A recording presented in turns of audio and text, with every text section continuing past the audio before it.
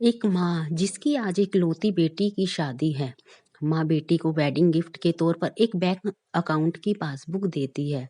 तो बेटी अपनी माँ से पूछती है कि यह क्या है माँ।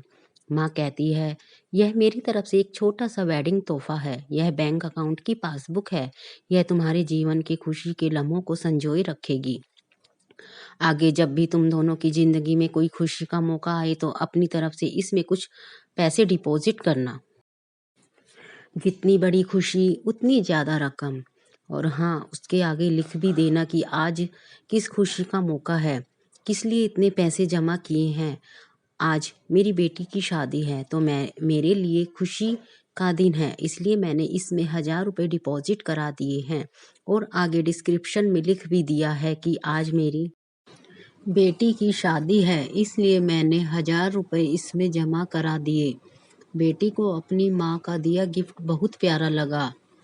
बेटी ने घर जाने के बाद जब यह बात अपने पति से की तो पति को भी यह चीज़ बहुत अच्छी लगी और कहने लगा कि यह तो बहुत अच्छा तरीका है अपने जीवन के खुशी के लम्हों को फिर से याद करने का। दोनों अब इंतजार ही कर रहे थे कि कब इसमें अगला डिपॉजिट हो। दोनों नए नए बहाने ढूंढते थे पैसे जमा कराने के लिए। कभी कि आज हम बाहर खाना खाने गए इसलिए पैसे जमा कराए हैं। आज पहली बार शॉपिंग करने गए इसलिए आज 500 रुपये जमा कराए हैं। हस्बैंड का आज जन्मदिन है इसलिए 800 रुपये। आज वाइफ का जन्मदिन है। ऐसे करते करते उसमें एंट्रीज भी बढ़ गई और अमाउंट भी, और उसमें काफ़ी पैसे इकट्ठे हो गए। शादी को कई साल बीत जाने के बाद दोनों में कुछ दूरियां बढ़ने लगी। दोनों में छोटी मोटी नोक झोंक शुरू हो गई। फिर कुछ दिनों के बाद झगड़े होने लगे।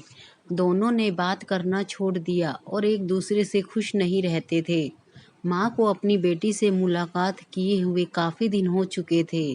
तो एक दिन माँ अपनी बेटी से मिलने के लिए बेटी के घर गई तो बेटी कहने लगी कि माँ, मैं अब और शादी में आगे अपना जीवन नहीं गुजार सकती। पता नहीं मैंने इतने दिन इसके साथ कैसे गुजार लिए। अब मैं इस शादी से डिवोर्स चाहती हूँ। उधर पति भी कहने लगा कि मैं भी परेशान आ गया हूँ इसके साथ रहकर। मैं भी जीना नहीं चाहता तुम्हारे साथ। मुझे भी डाइवोर्स चाहिए। मैंने कहा ठीक है, तुम दोनों अलग हो जाना, लेकिन याद है मैंने तुम्हारी शादी के लिए तोहफे में एक पासबुक दी थी। बेटी पासबुक निकाल कर लाई तो उसने देखा कि उसमें बहुत सारे पैसे जमा है। माँ ने कहा, जब शादी ही इतनी बुरी थी तो पहले अपनी शादी से जुड़ी कोई याद भी अपने पास नहीं रखनी चाहिए। पहले इसमें जमा रकम को खर्च कर दो, फिर तुम डाइवोर्स ले सकते हो। दोनों ने कहा ठीक है और अगले ही दिन बेटी पासबुक लेकर बैंक जाती है पैसे निकलवाने के लिए। बैंक में उसे लंबी लाइन में खड़ा रहना पड़ता है।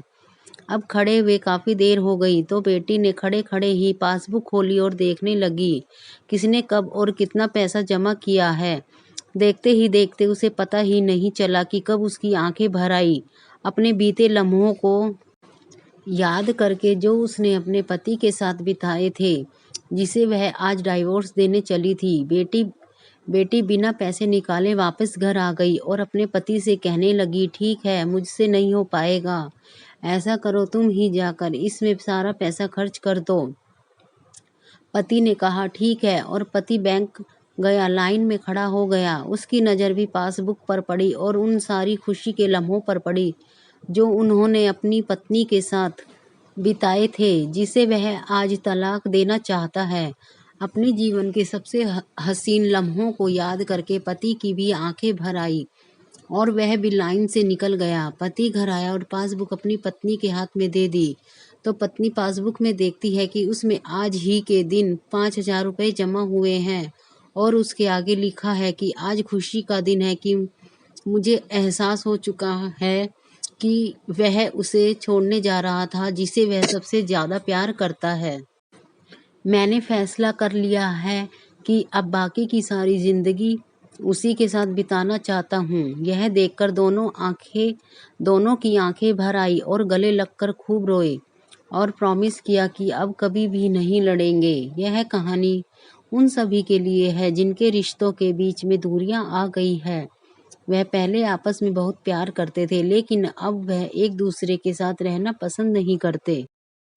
अगर आपके रिश्ते में भी थोड़ी दरारें आ गई हैं तो उन दरारों को भरने के लिए उन खुशी के लम्हों को याद करिए जो आपने एक दूसरे के साथ बिताए हैं। एक खुशी के पल आप दोनों में नई फीलिंग्स भर देंगे और आप दोनों के रिश्ते में नई जान आ जाएगी। इसलिए किसी भी रिश्ते को मजबूत बनाने के लिए अच्छे पलों को याद करना चाहिए, बुरे लम्हों को नहीं। आपको मेरी ये कहानी कैसी लगी कमेंट कर मुझे ज़रूर बताना और मेरी वीडियो को एक लाइक ज़रूर करना।